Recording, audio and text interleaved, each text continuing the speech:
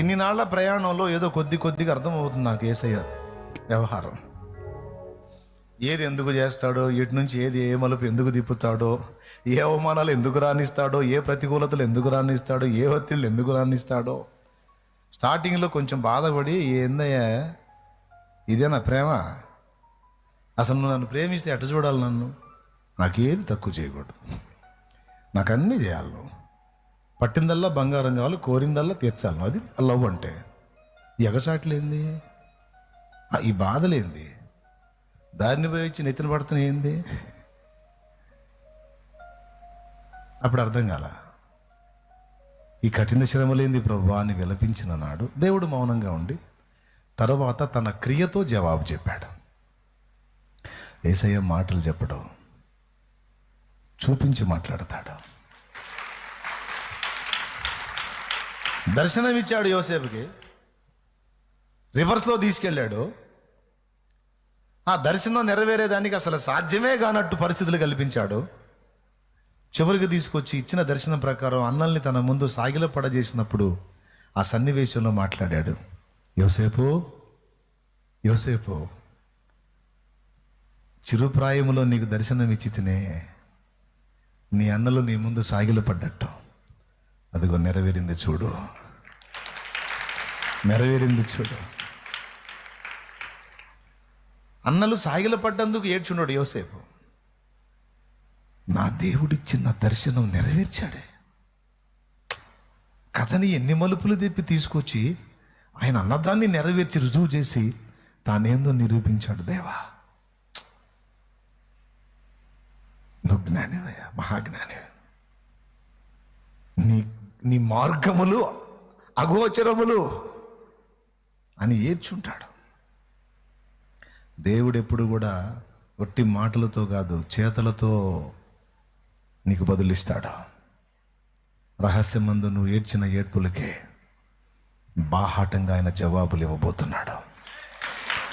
బహిరంగంగా ఆయన నీ ఎడల కార్యాలు జరిగించబోతున్నాడు. ఇది జరిగింది, గుర్తుపెట్టుకో.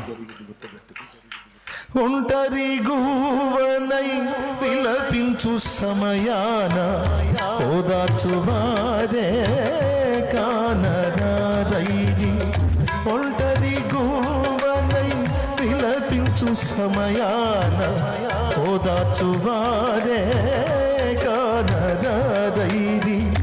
ఔరా నీ చాటు నన్ను దాచినందున నీకే నా స్తోత్రార్పణలు. ఔరా నీ చాటు నన్ను దాచినందున నీకే నా స్తోత్రార్పణలు. నా యేసయ్యా, నీ దివ్య ప్రేమలో నా జీవితం పరిమళించెనే, నా జీవితం పరిమళించెనే. Praise the lord. పాడాలని ఉంది కానీ టైం లేదు కదా, అందుకని ఇక ముగిస్తున్నాను. ఏం శంకించొద్దని చెప్పాను? యేసయ్య ప్రేమను అనుమానించొద్దు, అవిశ్వాసం చూపొద్దు. ఆయన ప్రేమను మనం విశ్వసించాలి. క్షమాపణ విషయంలో, అపరాధాలను పరిహరించే విషయంలో, దోషాలను క్షమించే విషయంలో ఆయన ప్రేమను నమ్మాలి. వింటున్నారా? ప్రార్థన చేసేదా? 2, ఆయన నిన్ను నడిపిస్తున్నప్పుడు ఆ గమనంలో నువ్వు ఎదుర్కొనే కొన్ని చేదైన అనుభవాలు నీ మధురమైన అనుభవాల భవిష్యత్తుకు నాంది పలుకుతాయి. కాబట్టి ప్రస్తుతం అనుభవిస్తున్న చేదును చూడొద్దు. దాని తర్వాత దేవుడు నిన్ను తీసుకెళ్ళబోయే అనుభవాలు ఉన్నాయి. ఆ అనుభవాలకు సిద్ధపడు. అర్థమైందా? ఎందుకంటే ఆ చేదులో నిన్ను స్థిరపరచడం ఉన్నాయి. ముందు అనుభవాలు ఉన్నాయి. ఎందుకంటే నేను అవి అనుభవించి చెప్తున్నాను. 2, 3, ఆయన శక్తిని శంకించొద్దు, అనుమానించొద్దు. ఆయన కథని ఏ మలుపైనా తిప్పి ఆయన అనుకున్న కార్యాన్ని నెరవేర్చి చూపించగల దమ్ములోడు ఆయన. నీకు బలం లేకపోవచ్చు, నువ్వు బలహీన ఘటమే కావచ్చు, కానీ నీ దేవుడు బలహీన ఘటంగా. ఆయన శక్తి గలవాడు. అందుకే ఆయన ప్రేమను విశ్వసించు, ఆయన నడిపింపును విశ్వసించు. అది ఏ అనుభవమైనా కావచ్చు. అయ్యా ఇది నీ చిత్తమా? ఈ చేదును అనుభవించడం నీ చిత్తమా? నేను ఇది ఫేస్ చేయడం నీకు ఇష్టమా? ఓకే, అలానే కానీ నీ చిత్తమే జరుగును గాక. ఎందుకంటే ఈ లోకంలో నన్నంటూ ప్రేమించి నా మేలు 100% కోరేవాళ్ళు ఎవరన్నా ఉన్నారంటే అది నువ్వే యేసయ్యా. ఎందుకంటే నువ్వు ప్రాణమే ఇచ్చేసావు నా కోసం. ఇంత ప్రేమించిన నువ్వు నాకు చేదుని ఎందుకు తినిపిస్తావు? దీని వెనక నా మేలేదో దాగి, అందును బట్టి నీకే స్తోత్రం. నిన్ను అనుమానించనయ్యా. ఎన్ని గాయాలైనా అవన్నీ ప్రేమను బట్టి నువ్వు నాకు ఇచ్చిన గాయాలు. నిన్ను అనుమానించను.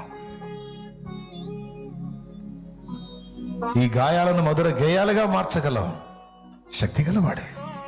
నీ శక్తిని కూడా నేను అనుమానించను. అవిశ్వాసం చూపనయ్యా.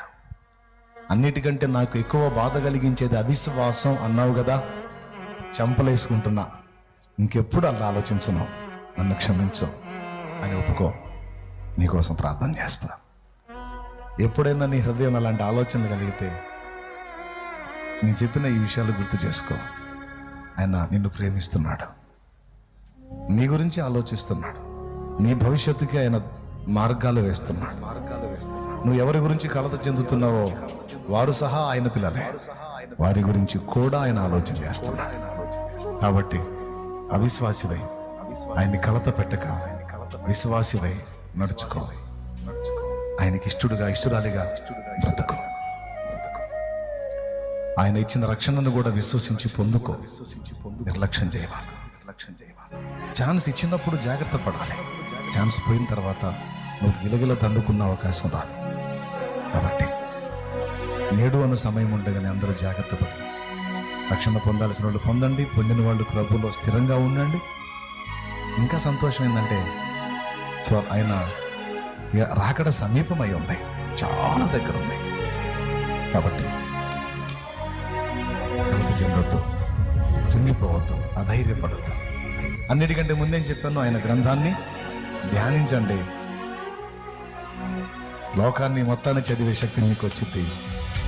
నువ్వు చదవటం ఎవడి వల్ల కాదు. Praise the lord.